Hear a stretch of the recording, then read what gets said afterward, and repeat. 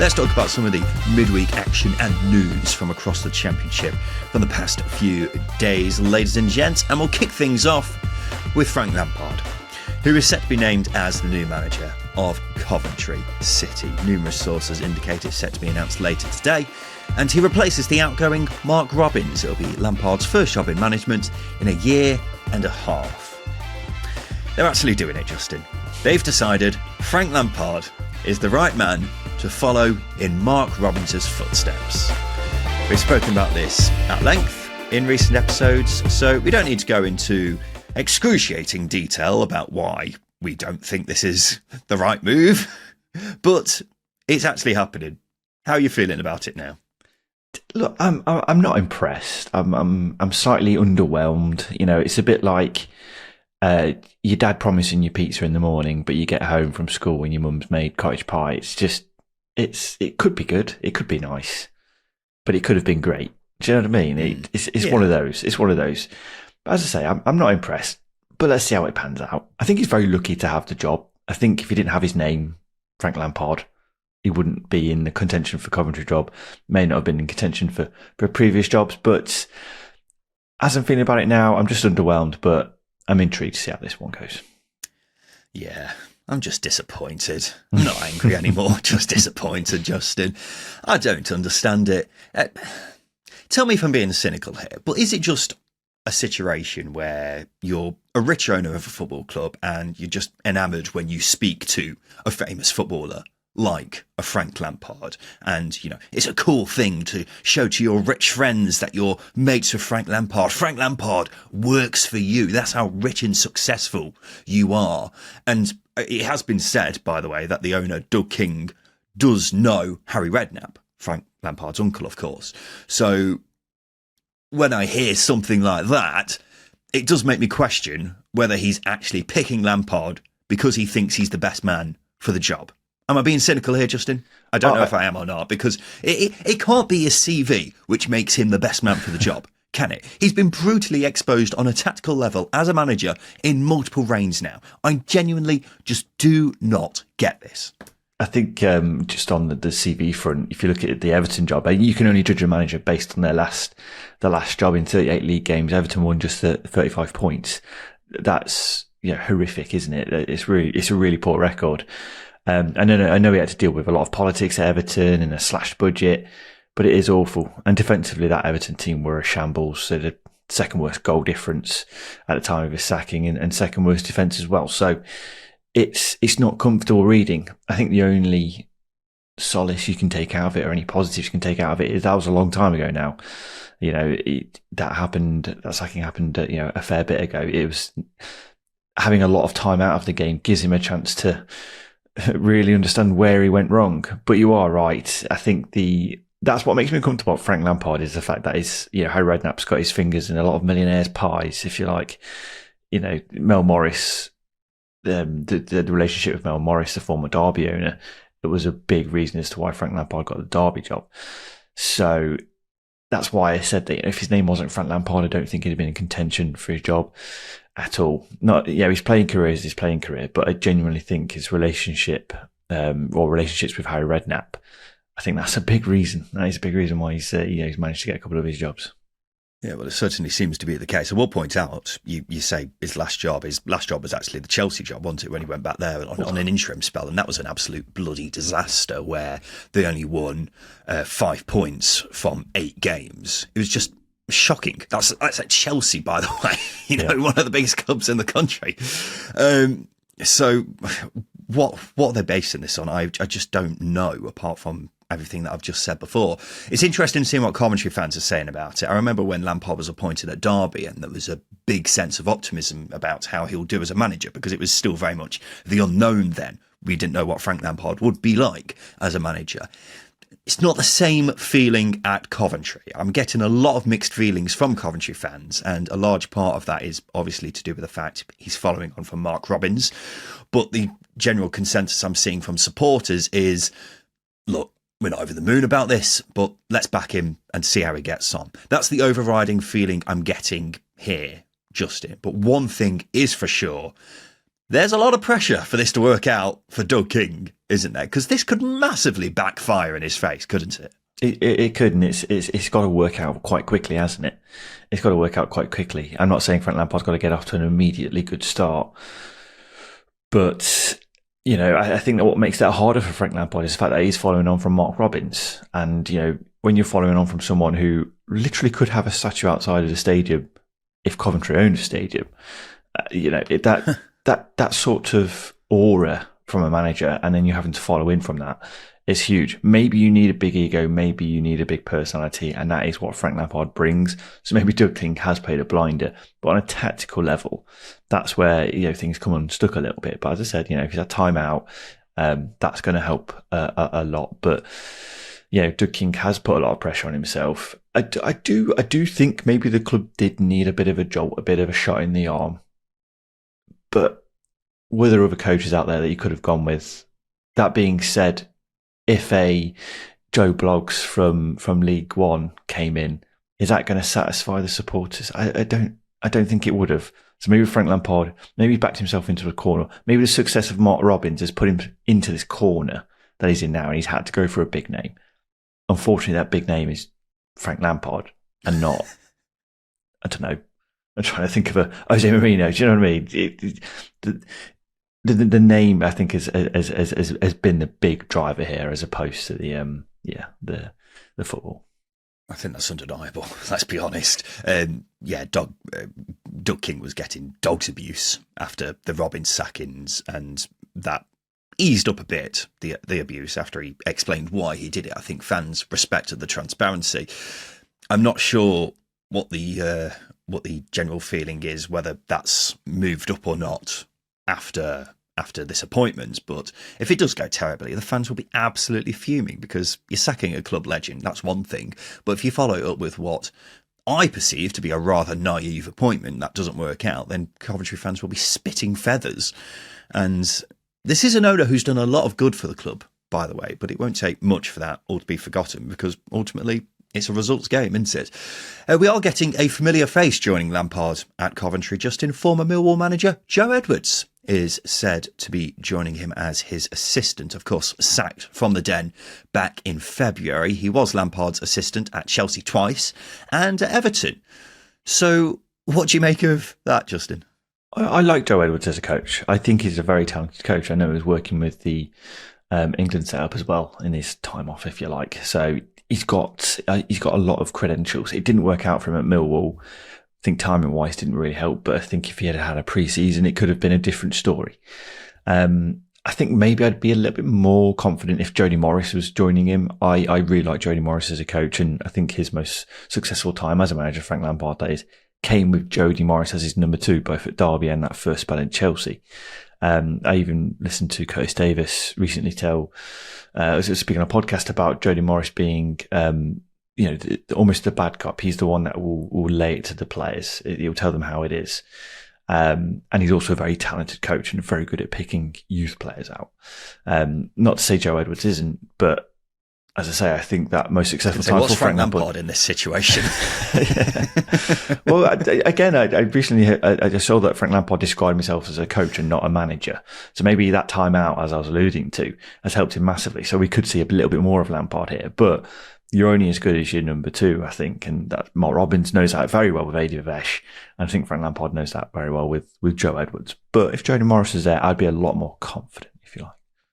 Yeah, well, considering Edwards was his assistant at his Lampard's last three jobs and none of them really worked out for him, then that may be a source of concern, but we shall see.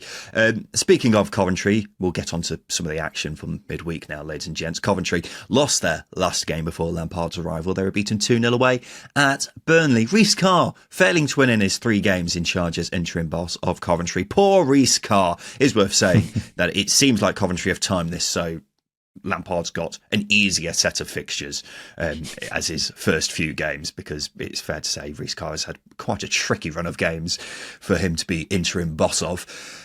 Wasn't a game of many chances, this one, particularly for Coventry, who didn't offer a lot at all here, Justin. Yeah, it's a bit of a disappointing game from Coventry's perspective. But it's always going to be difficult against Burnley. You've got to praise Burnley and how well they set up in games. That they will try and retain the ball. They will try and shoot you out essentially and pick you off very, very delicately, if you like. But I think the biggest disappointment is what Coventry had to offer, which was very little. I think the way they set up, it was to defend almost negatively. I would say, and that would be a criticism of Reece Carr there, because I think you've got a lot of momentum coming in from the Sheffield United comeback, and even Sunderland one before the international break. So yeah, I don't know why he sort of set up the team to be as bland as they were. Didn't really see that drive either. But again, you give up a lot of energy on Saturday and you come into a midweek. It's going to be difficult. But I think the club just needed that news of Frank Lampard. I think that's what it felt like. Yeah, I couldn't work out if this was Burnley doing a job on Coventry or Coventry just being really poor. I mean, I'm inclined to go with the former on this occasion, and I will say Burnley have been better recently, in fairness to them. They haven't been as toothless going forward as they were before, and it is 3 wins on the bounce now as well, which is impressive whichever way you look at it. Have I been blown away by them in that spell? Not at all, but before they were drab and not the most convincing at all. But it feels like they are making baby steps to being better in that regard. So still a way to go for Burnley to really convince me that they are a genuine top 2 contender. But I think they definitely have shown a lot of improvements in these 3 games. Justin, would you agree with that? Yeah, definitely. I think, like I said, they're built on very solid foundations. This game, I think, was peak Parker-ball, where they were the better side against Coventry. They defended very, very well. They marshalled the game very, very well. Didn't create an awful lot, but they created enough. I think there were moments, I think Jay Rodriguez, there was a beautiful turn from Jay Rodriguez. I think it just epitomises where Burnley are at going forward at the moment. Wonderful, wonderful turn by Jay Rodriguez. And he smashes a shot over the bar when he could have played in. I can't remember who was running beyond him, but he could have played someone through. And I think it's that sort of confidence in front of goal maybe that they are lacking, and we could see improve from time. But Jeremy Sarmiento, Jadon Anthony, I thought they were very positive in this game. Josh Laurent and Josh Cullen in midfield were very good as well. So there are positives to pick out, and maybe they are starting to move in the right direction under old Parker. Let's go to some other big managerial news from midweek, because Tim Walter has been sacked by Hull. It's after a 2-0 defeat at home to Sheffield Wednesday. There were loud boos at full time and chants of "We want Walter out." And Hull fans got their wish on Wednesday afternoon because it was finally made official. Not a surprise at all, Justin. It just seemed like a matter of time, really, didn't it? It did. I shouldn't laugh because a man's lost his job. But this is probably the most volatile case of a fan base not taking to a manager at all. I cannot remember. Like may I point out, you may get another example coming in the West Midlands very soon. potentially. But the volatility, against, all fair by the way, against Tim Walter was just like loud, and then the boos after the game were just ridiculous, like deafening. And then when you're chanting "We want Tim Walter out," crikey me, yeah. I can't even remember your question. I just wanted to bring that up because that is astounding. That is astounding at the level of dislike for a man. Ridiculous. Yeah. But I mean, the question was, it wasn't really a question actually. It was just a matter of time, really, wasn't it? And yeah, I think we all knew that. Everyone listening to this podcast would have known that, really. I have done a whole YouTube video called "Hull City's Disastrous 6 Months" on the Second Tier YouTube channel, so I encourage everyone listening to go and watch that if you haven't already. But the thing that I feel like may have been forgotten in any discourse around Hull is that they finished 7th last season. It's an easy thing to forget now, but the point is this hasn't been a slow decline of a club. It has been a really quick pressing of the self-destruct button. Mm-hmm. And that started with sacking Liam Rosenior and getting Tim Walter in, and then it's kind of been a domino effect from that point on, really. All this has done is make that decision to sack Rosenior look even more bizarre, hasn't it? And we said that at the time, that it seemed bizarre, and we've been proven right, Justin. It's just a plain stupid thing to do. And while I will continue to say that Walter has been dealt a tough hand with several different factors, Hull fans never came close to taking to him, did they? There was a constant war of words between him and supporters. And in my view, he is an inferior manager to Liam Vizzina. So why they thought this guy was an upgrade, I have no idea. I mean, I pretty much said that ever since he was announced, actually, and I've hardly been proven wrong in that time. I will miss Tim Volter's touchline antics because he seems absolutely mad, and he was mildly amusing to watch him losing his mind on the sidelines. Much of that did seem to be self-inflicted, though, Justin. Football is as much about personality as it is about quality, and that's something that is vastly overlooked by owners, I think. And Tim Volter might have come in with an intriguing football reputation and some interesting expression on the sideline, but if you can't get fans to like you, you're in trouble. And I think let's compare Tim Volter's personality. Nothing about football. Let's compare Tim Volter's personality to Liam Vizzina.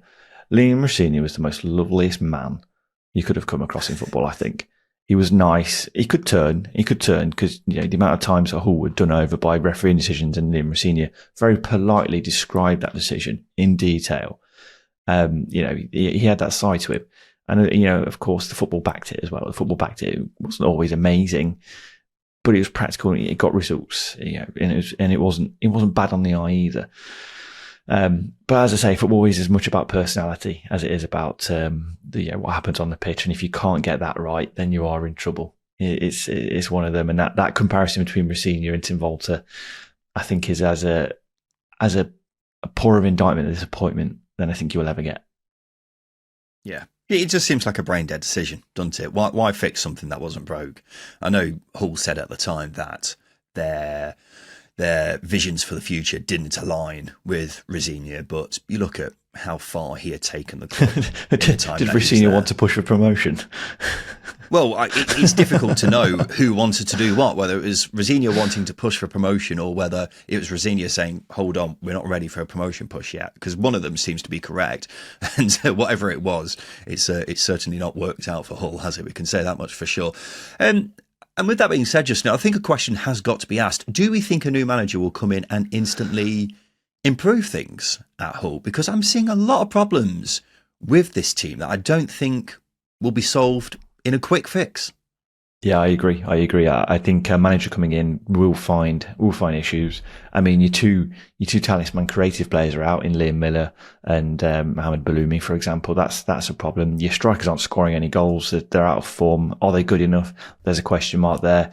You've got to deal with a volatile recruitment strategy as well, which I'm not convinced by, because since Akane Ilakali came in, the strategy has been a lot of players have arrived from abroad. Some of them have worked out. A lot of them haven't, and that's mixed with players who are they bringing in to improve, to develop. I don't really know. There's not a clear strategy at play here, which is why it's very hard to describe. There's players of different profiles, different ages, and it is a really, really difficult one to understand. So you've got to, is the football set up there for? Is it surrounded, or is the manager going to be surrounded by the right football people? Again, I don't think it is. So, yes, we can praise Ilakali for taking over Hull from what was an owner that was disinterested or a family that was disinterested in Hull and the club. But then you start. We've had a couple of years now to understand what Ilakali's intentions are. He wants to get promoted. He's invested a lot of money, but so far we've seen nothing of the accord. That Premier League now mentality has really shot them in the foot, and I think you're seeing that with the team. It's unbalanced. It's lacking quality in key areas like going forwards, and it needs a manager who's really switched on. But I'm not convinced that Ilakali can find that guy.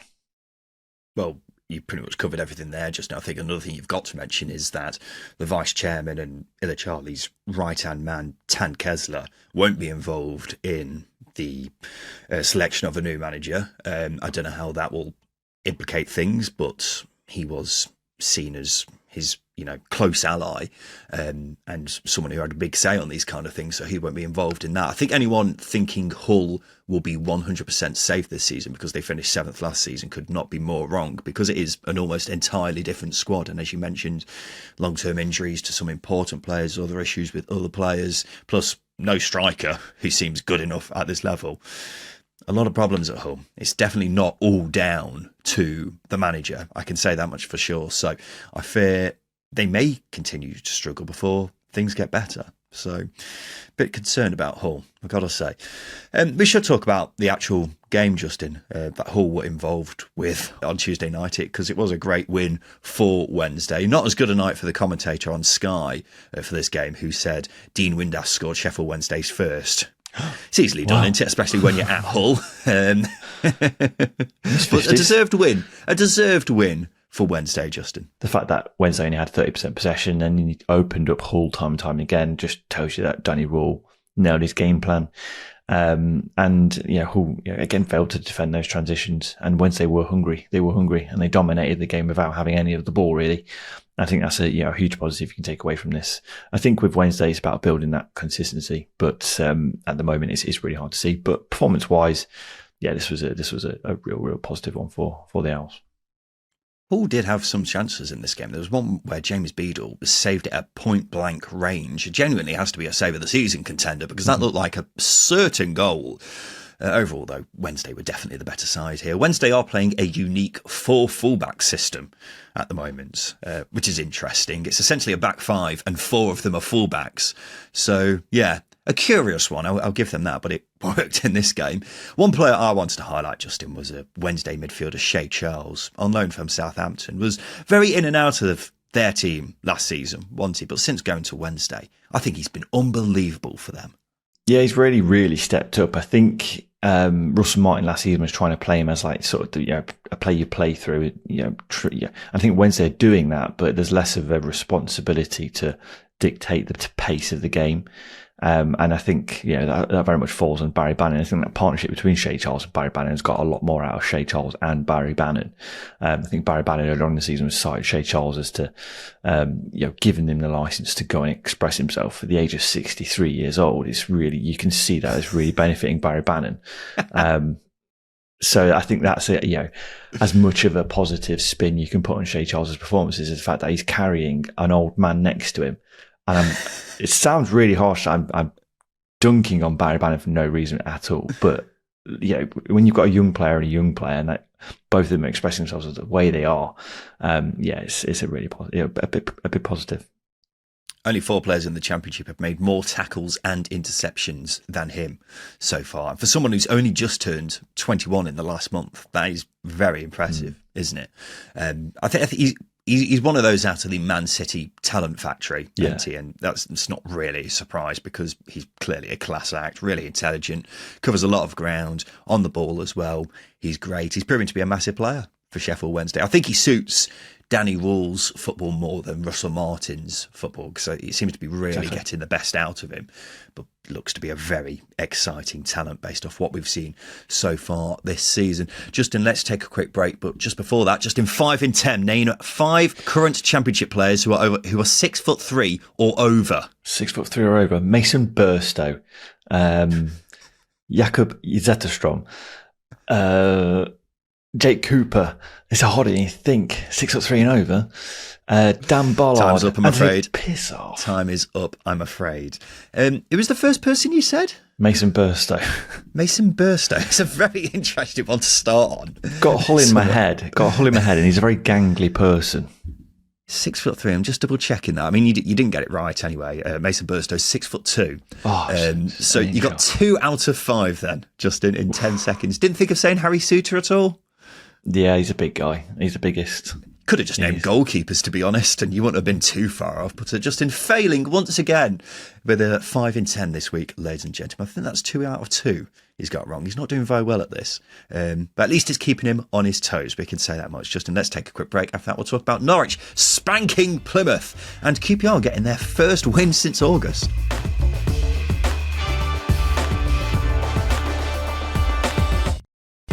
Welcome back to the Second Tier podcast. Just before we get onto some more action from across the weekend, Justin just did remind me that his ability to judge players' heights is very, very off. After, was it last season, Justin, where you said that Joe Rodon, it was cut out of the podcast because it was just completely wrong. But you thought Joe Rodon was under 6 foot when actually he's 6'4". Yeah, I thought he was 5'11". And I was like, oh yeah, he's really good for a short defender. Wins a lot of headers. I mean, the stats back him up. I was right about that. I was just wrong about his height. So yeah, my ability to judge individuals' height. They look big on a TV screen, and I think Joe Rodon's case, his head's massive as well. And I think that really just distorted me a little bit. Yeah. Well, there you go. Justin Peach not very good at that. The one who always surprises me is someone who's surprisingly taller than you think is Rob Dickie at Bristol City. He's 6'5", but when you watch him, he doesn't look that big. But yeah, big I thought it was about 6 foot. So I'm glad you said that. Glad you mentioned it. I'll keep that in mind when we're doing any in the future. Anyway, let's go on to some more action from across the Championship this weekend. And let's go to Carrow Road, where Norwich got back to winning ways with a bang by smashing Plymouth 6-1. What a performance, Justin. Not one particularly befitting of a side who were winless in 7 prior to this. Yeah, but the Norwich had the potential to just put games out like this. And your opposition, Plymouth, they do roll over and let you tickle them away from home. It is dreadful how they play and set up. But just the way Norwich can set themselves up and can go themselves in any game, they've got that capability to put in performances like this. Maybe not 6-1, but when they cook going forward, they really, really cook. Yes, the naivety that Plymouth defended with was consistent. But Norwich exploited that time and time again. The spacing behind the defence was relentlessly opened up. Plymouth didn't look interested. Norwich did. And then when you've got players like Boye Signs who can score from anywhere coming in off the left, that helps massively as well. An incredible game. I think the return of Kenny McLean is a big one. He missed the previous 4 games and Norwich won 1 point in that time. First game back and they win 6-1. Kenny McLean is the answer, people. But I've got to say, Emiliano Marcondes has been a terrific addition on a free transfer since coming in. I wasn't too taken aback when that move happened, but I think he's actually played really well since coming in at Norwich. Also good to see Ante Cernak get his 2nd goal of the season. He cost a lot of money in the summer, and we've not seen too many examples yet of what he can do. So this was a step in the right direction. We have got to mention that man again, though, Justin Boye Signs, 2nd hat-trick of the season already. He's on 14 goals for the season now in 17 games. That's unbelievable, isn't it? It is. It's remarkable. 20 goals is going to be easy. You've got to start thinking about 30 now, haven't you? It's ridiculous. It's the fact that he can score from anywhere coming in off that left. The sheer audacity to keep doing what he does. His goals are pretty much copy and paste, give or take. Just cutting off the left, hit it, goes in. I don't understand how incredibly talented you have to be to do that over and over again. It's very rare you get players that do that, but Boye Signs is doing it over and over again. It's incredible. It's his 2nd hat-trick of the season as well. And I know we were speaking about Finn Azaz at the weekend being in contention for player of the season. Boye Signs is leading the way easily. 100%. Yeah, I think that's pretty undeniable at this moment, isn't it? Because he's just been ridiculously good. I'm just looking now. Last season, he only got 6. Well, 6 goals for the season. And he's now on 14. Yeah, there was a lot of... I wasn't overly impressed with him last season. Not only were Norwich, not exactly exciting going forward themselves, but Boye Signs, there was a lot of naivety from him, wasn't there? There's a couple of red cards that were really, really daft. There was a kick out, wasn't it, at one point last season? I can't remember who it was against. But he just seems settled now. And I think a good outlier of his quality is undoubtedly the amount of goals he's scored this season. But Norwich have had to rely on him in the moments where they haven't been good. Obviously, he delivered against Plymouth because Norwich collectively were brilliant. But you look at Borough at home, for example, he had to deliver in that game, and he did. But that's the key outlier, is how good he is in those games where Norwich aren't quite firing. Yeah, he hadn't scored in his previous 3 games, which is a goal drought by his standards this season, isn't it? And just when it looked like he might be slowing down with his goals, he pulls it back with a hat-trick. What a player, Justin. And as long as he stays fit, Norwich are a danger to any side in this league, as many teams have found ours already this season. Pretty miserable evening for Plymouth, though, particularly for those fans who made the 700-mile round trip to Norwich for this one. And Justin, we said Plymouth had been a bit fortunate with some of their recent results in Sunday's show, and then didn't do much to prove us wrong here. Has a result like this been coming for Plymouth, do you think? Yes. Will a result come like this again for Plymouth? Yes. I will just add before I get on to a mini rant about Plymouth being terrible away from home. The worst bit of trolling I've ever seen is that fan in the Norwich stand holding up the map from Norwich to Plymouth, reminding the Plymouth fans of how long and how far they've got to travel, which genuinely I was like, oh God, that's horrible. After that performance, that's like, none of the Plymouth fans would have been able to see it, but that is like top tier trolling, but also, that cuts you deep, that does. It really, really does. But the Plymouth, it was another performance where they waved the white flag. I think it exemplifies why I don't rate Rooney as a manager. But you've got to also question the quality of the squad. It needed more additions. It needed more investment in the summer. They got last summer very, very right. They got this summer very, very wrong. And again, you've got players there. It's virtually the same squad with a couple of additions. They needed a little bit more experience, a little bit more quality. They didn't get it, and we're seeing that. You've got an inexperienced manager with a poor record, struggling with a squad that isn't good enough to compete at this level. This is what you get. You get, just a rollover, tickle me vibe away from home. And that happened again against Norwich. Careful, Justin will get accused of having a bias against Wayne Rooney as a manager, which does seem to be happening a lot. But the cold, hard truth is Plymouth have been playing really poorly. They've been playing really poorly for a while now, haven't they? So a battering like this has been coming. And I agree with you. It wouldn't surprise me if they take another battering in the coming weeks, because we can't sit here and genuinely say too many positive things about a side who have been as second best as them in recent weeks. As I say, they have been very, very fortunate to have not lost more games in that time. And we would say exactly the same thing about Plymouth, no matter who the manager is, whether it's Wayne Rooney, Ian Foster, Pie Face, whoever it is, I don't care. And look, I get they've got injuries, but Plymouth's problems are down to a lot more than the availability of a couple of players. One of the big issues is the tactical capabilities of the manager. Don't get me wrong, another big issue is the actual strength of this squad, which we've also criticised on plenty of occasions. But I think they've been fortunate to dodge too many bad results in recent weeks, and looks like that luck might be running out, Justin. Yeah, no, that's spot on.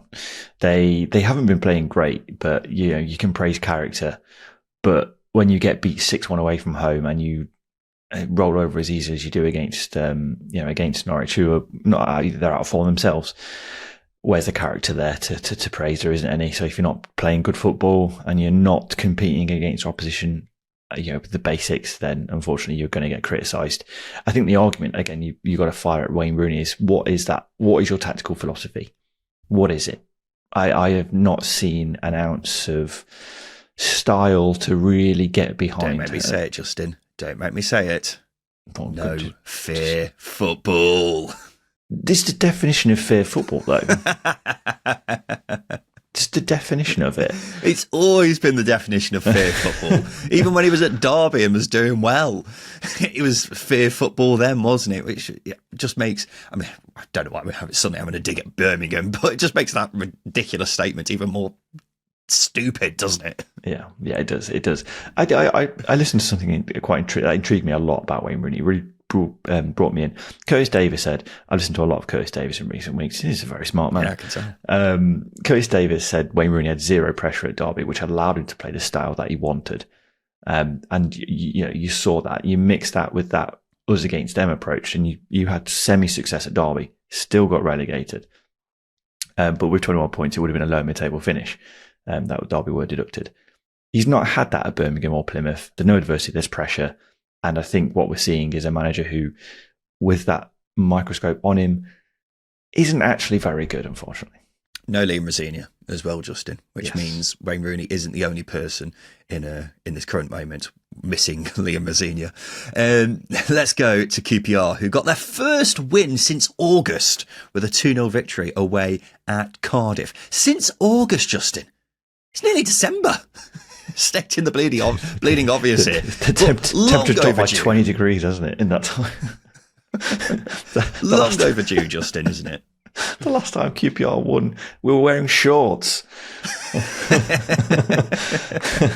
But yeah, it is long overdue. I will kind of say this. You all laughed at me. Jan Challa, he came up good. And I said this off air. I said this off air, so there's no record of me saying this. It's strange how you always make these big claims off air, isn't it? I always make sure I do. I always make sure the light's turned off. But yeah, it is long overdue, and that pressure, you could feel it was lifted off everybody, more so Gianchella, because, you know, to come away from being booed by sections of the crowd on Saturday after missing his penalty to then scoring such a well-taken brace. That is a brace of a man who's scored 20 goals so far this season, not 0. Yeah, right? Hadn't scored before this. But, you know, it just exemplifies the quality I believe he has, and he showed it in this. So let's see what he can do in the next game. But yeah, with QPR, it wasn't a great performance. I think it was a very tight game of both teams creating nothing overly clear cut, because even the goals that Gianchella scored, I don't think were clear cut goals. You had to make something of it. But you know, you saw that with two teams who were out of form and low on confidence, and that's what you got. But QPR edged it. Brilliant.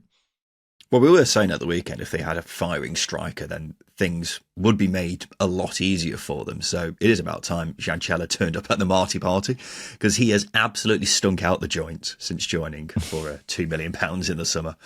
And yeah, hadn't scored prior to this. The 2 goals here were beautifully taken, particularly the first one. That is such a stunning goal, isn't it? Oof. Unbelievable goal. So a massive result for QPR. I will point out, despite being winless for so long, they have only lost 2 of their last 7 and been blighted with injuries. And may I say, they have got plenty of very winnable games coming up before the new year. So hopefully this gives them a bit of momentum to build upon. And they have jumped off the bottom of the table now. So hopefully see them climb up the table a bit. Meanwhile, Cardiff, Justin, finding themselves in an increasingly precarious position. Of course, they're managerless, but just 1 point from 4 games now. Played really poorly in that time as well. And no disrespect to the teams they've faced, but not the most difficult set of fixtures either in that time. They have been well off it, Justin. Is it possible for a caretaker manager to be sacked? Because we're approaching that stage, I think. Well, Mike Marsh, who was caretaker manager, he resigned, didn't he, for Preston earlier on in the season. But given that Omar Rees has stuck it out this long, I don't think he's going to be doing that. But can he be sacked? I think it wouldn't surprise me with Cardiff. I think the baseline is with Cardiff. Omar Rees had described himself after the game yesterday that the club at the moment is a pressure cooker ready to explode. They've got an absent owner, a non-existent board. There's no football idea going on behind the scenes. Is it a job for an inexperienced coach? I don't think so. That time to build on that feel-good factor that Omar Rees had built, and given the job at least until the end of the season, that time has gone. You know, teams struggling again, and you pushed yourself into a corner where you've got to make a decision. But Cardiff aren't. But the performance drop off in recent games is staggering. This is another one where they were really poor. They were, they huffed, they puffed, but it didn't look like they were going to score at all in this game. They lack real quality, real edge in front of goal. Is that Omar Rees' fault? No, but at the same time, the results are speaking for themselves at the moment. Yeah, well, I think in fairness to Rees, he's just pissed off with the situation at Cardiff, isn't he? Because he doesn't know what's going on with the manager's position. I don't think anyone at Cardiff knows what's going on with the manager's position at this stage. And if they're not careful, they could easily sleepwalk into relegation. And right now they are doing exactly that. They are just sleepwalking, aren't they? Because we don't have a clue what is happening with who's going to be the manager. Mm-hmm. So yeah, it's not going very well at all, but it's just another example of how shocking this club is run. Yeah, it just leaves me bereft of confidence in them being able to do the right thing. Do you think Cardiff's strategy for employing a manager is to look out the blinds and just go, has he gone yet? No, he's still there. All right. I don't really know what the strategy is. I don't think anyone knows what the strategy is anymore, because they should have been looking at other managers, but it seemed like they were waiting to see if Reitzer worked out, but in the meantime didn't have any alternative plans of what to do. So that's why we're in this stupid situation now where we're no closer to finding out who the manager's going to be, and Cardiff are just shocking in the meantime. It's just a really strange situation, but also a really bad one for them to be in. Anyway, let's move on to probably the surprise result of midweek. Middlesbrough 0, Blackburn 1. An incredible result for John Eustace's men, Justin, stopping the Middlesbrough juggernaut. We have to say, though, a hint of offside with their winner. Just a little bit. It wasn't. A lot of it wasn't made of anything in the highlights, which I thought was astounding because he's a good yard offside. It's quite ridiculous how offside he is, and then you consider the fact that he's a centre half as well. You go, that makes sense. That makes sense. But yeah, that's the difference in this game, isn't it? It wasn't a great performance from Middlesbrough. Nothing like what we've seen in recent weeks. They were missing Finn Azaz, which wasn't ideal. Didn't create nearly as many chances as they usually do. But the difference in this game was 1 to 2 yards offside. A decision that should have gone their way and it didn't. And that's the difference between a point and 0 points. Yeah. How the linesman hasn't spotted that is beyond me, because it's not even close. If you look at the still, he's about 5 or 6 yards behind it. Unfortunately, he's not kept up with it. So being able to see that is difficult. Well, that's the only thing I can assume, because in fairness, if you ignore the offside, it's a beautiful team goal by Blackburn in the build-up. They're absolutely knocking it about like it's like the bloody Barcelona. So I can only assume the linesman was either stunned by how beautiful the play was, or they just were, not keeping up with the play because they were knocking it around so much. But still a pretty stinking miss from the linesman not to give that offside. But look, let's not take anything away from Blackburn, who were fantastic here. And if either team deserved the win, you perhaps would say Rovers, Justin. Yeah, they maybe edged it, given that they created the clearest opening despite being offside. Although Borough did have a warning with Todd Cantwell, didn't they? Because Todd Cantwell had a goal disallowed for offside as well. But I think things never really got going for Middlesbrough in this game. Riley McGree went off after 20 minutes. Finn Azaz is unavailable. Big, too creative players who are missing, and that plays into Blackburn's hands a little bit. And I think the way they set themselves up, I think it's a good, good visual of what Blackburn can do, because they can defend and they can shut you out. Because Middlesbrough, as I say, have been the best attacking team, especially over the last few weeks. This would have been a terrifying, big gulp game for Blackburn going into it. But they held up. They nullified Borough. They nullified the strengths, and they withstand the barrages when they needed to, and they played some really nice stuff. And I think that this game is a lovely microcosm of what John Eustace can offer. Solid football, play some gorgeous stuff at times, and that's a big thing for Blackburn. It's got some bloody good team goals in recent weeks, exactly, haven't they? Exactly. Those two Barcelona-esque goals against Cardiff a few weeks ago, and now they've scored this one, which admittedly was offside, but the build-up was beautiful. But the highlight was their defence, because they defended brilliantly. Everything Middlesbrough threw at them, they stood firm, and I'm not actually sure Ainsley Pears in the Blackburn goal actually had anything to do, really. I'm not sure it's a thing for a defender to deserve a goal, but after playing as well as Dom Hyam did, I think getting a goal and playing as well as he did, he maybe did deserve a goal. Callum Britton I thought was fantastic as well. You're right, Middlesbrough were missing Finn Azaz. I mean, missing is probably understating it a bit. They were sorely missing him in this one because they just lacked any cutting edge, really. Particularly a lot of the cutting edge in the last few games. And then Riley McGree going off for 20 minutes wasn't ideal either. Apparently Azaz was just ill, so hopefully should be back this weekend. But still a very impressive result for Blackburn, which I'm not sure many people were expecting given Middlesbrough's recent form. So got to take hat off to John Eustace. What a result for his boys. And finally, Justin, Portsmouth's game against Millwall at Fratton Park on Wednesday night was postponed because of floodlight failure. They went off just minutes before the 7:45 kick-off. Fans were left in the dark, both figuratively and literally, for almost an hour before it was announced the game wouldn't be going ahead. Some of the lights did come back on after around half an hour, but it wasn't deemed safe. Portsmouth say it was because of an issue at an electricity substation outside of Fratton Park. Justin, this is so tin pot, isn't it? Yeah, it is. Unfortunately, it is. The floodlights, apparently, as you said, did come back on, but it was the emergency lighting and CCTV that wasn't working. So they had to postpone it in the interest of safety, which is the most woke thing I've ever heard. Utter woke nonsense. Utter woke nonsense. When you've got when you're having to call things off because CCTV isn't working. Come on, emergency lighting. I don't even I don't even know where I'm looking for emergency lighting. I've never had to evacuate anything, touch wood. So that certainly helps. But, they're just big green lights. Everyone knows where the stairs are. Come on. Come on, everyone. It's a very 90s postponement, isn't it? It doesn't happen enough for my liking nowadays. I will point out as well, temperatures in the UK, for anyone who's listening to this from abroad, temperatures in the UK once again dropped below freezing last night. So imagine being one of those poor souls at this game, sat in the dark in freezing temperatures with nothing going on. Yeah. Absolutely miserable. I was going to say, can I make a recommendation here? Go on. So let's have this game play out, but it's clear that we can't long it out for the 2 hours of a game that usually takes an hour and a half, injury time and then half time. Why don't we have a penalty shootout?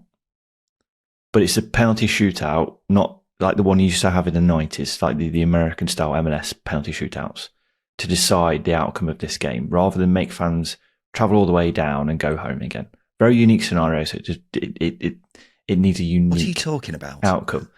I'm saying decide the outcome of the game. Don't postpone it. Have a penalty shootout to decide it. But Why? Because that's what the fans deserve. They've had to sit in the cold for an hour. They want to see 90 minutes of football because that's what they paid their tickets for, you idiot. Millwall v Portsmouth. No one wants to watch that. So you have a what penalty. What are you talking about? Where are you going with this? Penalty shootout. It's your worst takers. Make it interesting. Jake Cooper having to dribble forwards and have a 1-on-1 with a goalkeeper. Come on, that's what we want to see. We don't want to see 0-0, do we? Okay. Well, Justin Peach has made his thoughts known. I'm not sure how many of the fans who went to the game would agree with that. It's not that far, Millwall to Portsmouth, is it, compared to some away days like Norwich to Plymouth, for example. But I did enjoy the Millwall fans singing, "How shit must you be? Southampton have lights." Very good. I saw one tweet saying, "No one lights us. No one lights us. We don't care." Which is very good stuff. Ultimately, though, Justin, the bottom line is it means Portsmouth fans have had to eat a lot of humble pie after complaining about Blackburn postponing their game at the weekend. I saw a lot of people complaining about that, and now Portsmouth have done this. It's a lot of humble pie going around here. Life comes at you fast. Life comes at you fast, doesn't it? It really, really does. So we'll find out in due course when that game is going to be replayed. Does mean Portsmouth have got 2 games they've got to try and fit into the fixture calendar at some point. So it'll be interesting to see how that impacts things, because, as I say, their game at the weekend was also postponed. So something to keep an eye on in due course. But anyway, ladies and gents, this has been the second tier midweek show where I've been going through the midweek action from across the Championship from the past few days. And we will, of course, be back again tomorrow with a preview show brought to you by SBK, where we'll be looking ahead to the weekend's action and making some bloody predictions. So we look forward to seeing you then for that. Justin, I'm watching Wicked later. I have no response to that. Good luck. It's a long film. I think it's 2 hours 40, and it's only part 1 of 2 parts. And do you want to know a little admission from me? You're going on your own, aren't you? No, I've already seen it. Oh my god. Justin, I tell you what. We're doing a lot of film talk on this podcast in recent weeks, and that's probably going to continue for the foreseeable. But you are looking at me right now with a lot of disdain. But I tell you what, I was going in with the same attitude as you, like, I don't really care about this. I came out of it thinking that was bloody amazing. So if you haven't seen it yet, highly recommend it. No. I'm all right. You're missing out. You're missing out on the film event of 2024. So there you go. We'll try and persuade Justin in due course, ladies and gents. But as I say, back again tomorrow with the preview show brought to you by SBK. So we look forward to seeing you then. But this has been the Second Tier Podcast. I've been Ryan Dilks. I've been Justin Peach. And a big thank you for listening.